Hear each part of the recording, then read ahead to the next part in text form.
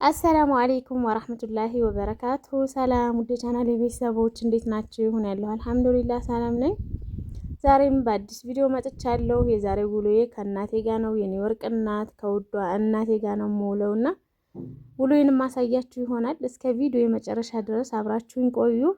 ቪዲዮውንም ስትጀምሩ ላይክ ማድረጋችሁን አትርሱ። ለቻናሌ ደግሞ አዲስ የሆናችሁ ሰብስክራይብ ሳታደርጉ ቪዲዮን የምታዩ ልጆች ሰብስክራይብ በማድረግ ቻናሌን ተቀላቀሉ። የቻናሌ ቤተሰቦች ደግሞ ላይክ ሼር እያደረጋችሁ አበረታቱን። ቪዲዮ ላይክ ማድረጋችሁን እንዳትረሱ። ያው እናንተ ላይክ ስታደርጉ ብዙ ሰው ጋር ይደርሳል። እገዙኝ፣ እገዛችሁ ያስፈልገኛል ብያችኋለሁ። ማስታወቂያ ደግሞ አታሳልፉ። ማስታወቂያ ስታውልን ነው ለኛ የሚቆጥርልን ማለት ነው። ሰሞኑን 3 ቀን ሆነኝ ቪዲዮ ከለቀኩኝ ጠፍቻለሁኝ። አልጠፋም እያልኩ መጥፋት እያበዛው ነው ውድ እህቶቼ። አሁን ግን አሞኝ ነበረ። ሽሮና በርበሬ አስፈጭቼ ስመጣ ምች መቶኝ በጣም አሞኝ ነበር። ብቻ አልሐምዱሊላ አሁን እየተሻለኝ ነው፣ ለውጥ አለኝ ማለት ነውና ለዛ ነው የጠፋሁት። ኢንሻአላህ ከዚህ በኋላ አልጠፋም። በየቀኑ ቪዲዮ ለመልቀቅ እሞክራለሁ። እና ውዶችዬ እዚህ ጋር እንደምታዩት በሶ ልንበላ ነው። እስኪ የስንቅ ተማሪ ሆናችሁ ከገጠር መጣችሁ በሶ ተዘጋጅቶላችሁ ቤተሰብ በሶ አዘጋጅቶላችሁ ያው እንጀራ ጋር ማገዣ ማለት ነው።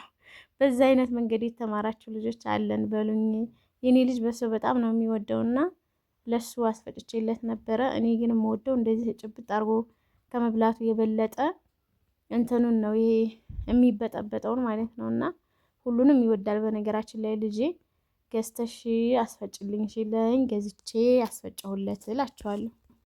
እና እኛ በሶ እየበላን እሱ ደግሞ ሸንኮራ አገዳ መጥቶለት ነበር። እሱን እየበላ ሸንኮራ አገዳን ሳልጨርስ አልበላም እናንተ ብሉ እያለ ነበር።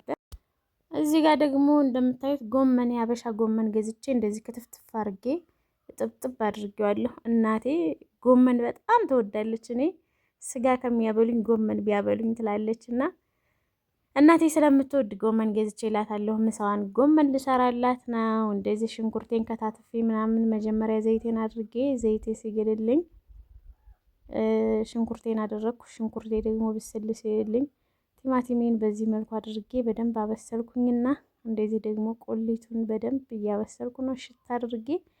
ከዛ ጎመኑን የምትወደው እናቴ ወጥ የጎመን ወጥ ማለት ነው እንደዚህ ባልጫ ተሰርቶ ምናምን ብዙም አይደለችም። ወጡን በጣም ነው የምትወደው እና እስኪ እናቴ የምትወደው ላድርግላት በአቅሜ ብዬ ዛሬ ጎመን ገዝቼላታለሁ እላቸዋለሁ። እና በምን ትዛለሽ ጎመን እንደምወድ እያለች ነበር። እንዴ እናቴ የምትወደው ነገር ይጠፋኛል እንዴ እያልኩኝ ከዛ ወጤን ሰራሁና ጨረስኩኝ።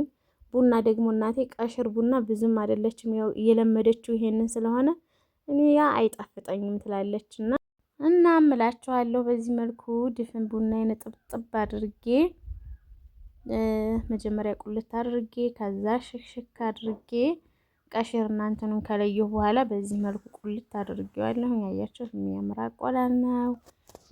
ከዛ ቡናዬን ቆልቼ ከጨረስኩ በኋላ እዚህ ጋር ደግሞ ከሰል ላያይዝ ነው ቡና መጠጫችንን። ከዛ ከሰሉ ሲያያዝልኝ ጀበናዬን ከሰሉ ላይ ጥዳትና ቡናዬን ወቅጣለሁኝ። ከዛ ቡናዬን ወቅጬ ዱቄቱን አድርጌ አፈላለሁ ማለት ነው። ከዛ ያው ቡናችንም ፈልቷል። ምሳችንን እንበላለን። ከዛ ቡናችን ልንጠጣ ቁጭ አልን። እናቴ ጋር እያወራን ነበረ። በነገራችን ላይ እናቴ ጋር ስንገናኝ በጣም ነው የምናወራው፣ በፊትም ጀምሮ ማለት ነው። ልጅ እያለሁኝ የሆነ ጎረቤታችን ነበረ እኛ ቤት አጠገብ የሆነ ትልቅ ሰውዬ ነበር። ያኔ እዛው ቤትና ቤቱ አጥር ነው የሚለየውና የተያያዘ ስለሆነ ስናወራ ምናምን ይሰማልና አረጉ ይላል። አቤት ትለዋለች። እንደው እኮ ስታወራው ብዙ ሰው ያለ ነው የምትመስሉት፣ አሁንም እናንተው ናችሁ ይላል። እና በቃ አብረን ከሆን እናወራለን፣ እንስቃለን፣ እንጫወታለን። ምን ልበላችሁ ያው እናቴ ታሳዝነኛለች የሚገርማችሁ ማለት ነው። ምክንያቱም በሀዘን የተጎዳይ ሴት ናት። በጣም ብዙ ውጣ ውረዶችን ያሳለፈች ሴት ናት። ምን ልበላችሁ በቃ ስለሷ ሳወራም ባይ ነው የሚመጣው እውነት ለመናገር ማለት ነው። ብዙ ነገር አሳልፋለች። እናቷን አጥታለች፣ አባቷን አጥታለች፣ ወንድሞቿን አጥታለች፣ ባሏን አጥታለች። እኔ እንጃ ምን ልበላችሁ። እናቴ አሁን እንደምታያት እንደዚህ አልነበረችም። ብስቁልቁል ያደረጋት ሀዘን ነው። ውስጧ ተጎድቷል። ያውም እኔ በቃ ጠንካራ ናት ስላለሁኝ እናቴ በቃ ለእኔ መሰረቴ ናት። ጠንካራ ሴት ናት፣ ጀግና ናት። እኔ እንጃ እኔ የኔን እናት የሁሉም እናት ልዩ ነው፣ ግን በምን ቃል እንደምገልጻት አላቅም። በቃ እና ብዙ ጊዜ ስታለቅስ ስለሆነ ማየት በቃ ፈገግ ስትል ደስ ይለኛል። እና ደግሞ ያው ድሮም ስታድግ ቤተሰብ በዛበት ቤት ነው አግብታም ስትኖር ልጆቿ ጋር እንደዚህ ጎረቤት ጋር ምናምን ሰው የበዛበት ቦታ ላይ ስለኖረች አሁን ደግሞ ብቸኝነት በጣም ነው የጎዳት። ቦታዋን ቤቷንም ለመልቀቅ እምቢ አለች። በቃ ያንኑ ስለለመደች ማለት ነው። ከተማ አልፈልግም አለች። አሁን ግን በቃ ልጆቿን ብትንትን ስንል እንደዛ አሁን ባለፈው ወንድሜ የመጣ ጊዜ በቃ ሁለታችንም እዚህ ስንሆንላት ያላት ደስታ ብታው፣ ስብስብ ስንልላት ትስቃለች፣ ትጫወታለች። በቃ ሀዘኗን ትረሳዋለች። ገባችሁ? ግን እኔ በቃ ብዙ ጊዜ ነው የምታለቅሰው እና የእሷን ፈገግታ ማየት ነው ምኞቴ ለኔ። ብቻ አልሐምዱሊላ እንግዲህ ምንም አይባልም። እዚህ ጋር ደግሞ እንደምታዩት ለከረምቷ ሽሮና በርበሬ አዘጋጅቼላት ነበረ። ያው ገጠር ነው እናቴ የምትኖረው ታውቃላችሁ፣ ነግሬያችኋለሁ። ከዚህ ሽሮና በርበሬ ገዝቶ ገጠር፣ ከዛም በኋላ አዘጋጅታችሁ እንደገና መልሳችሁ ወደ ወፍጮ ቤት። የኛ አካባቢ በደንብ ለማይሄድ ሰው እስከ 1 ሰዓት ሊወስድ ይችላል። እኔ 1 ሰዓት ይወስድብኛል መንገዱን ሲሄድ ማለት ነው።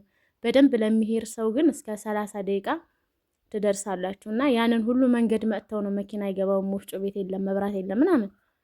ያንን ሁሉ መንገድ መጥተው ነው ወፍጮ የሚያስፈጩት። ለዛም እናቴ እንዳትደክምብኝ እኔ እንኳን እዚህ ካለሁ ብዬ ለክረምቷ ሽሮና በርበሬዋን አዘገጃጀችላት ነበረ። አሁን ወደ ቤቷ ይዛ ትሄዳለች ማለት ነው። እና ውድ እህቶቼ እናቶቻችን አላህ ያቆይልን እላቸዋለሁ። እኔ አባቴን እንደማጣቴ እናቴ ባትኖር እንዴት እንደምሆን አላቅም ነበረ።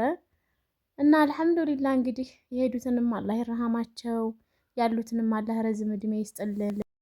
እና ኪዩ ደግሞ ይውዝ እንዴት የሚያምር ቤት እንደሰራ አንሶላዬንም ወስዶ አንጥፎልኛል። ያው ከልጅ የሚበልጥ የለም ይጫወትበት ብዬ ትቼዋለሁ። መኪናዎቹ እንደምታዩት ከላይም ከታችም ቆመዋል። ማሻአላ።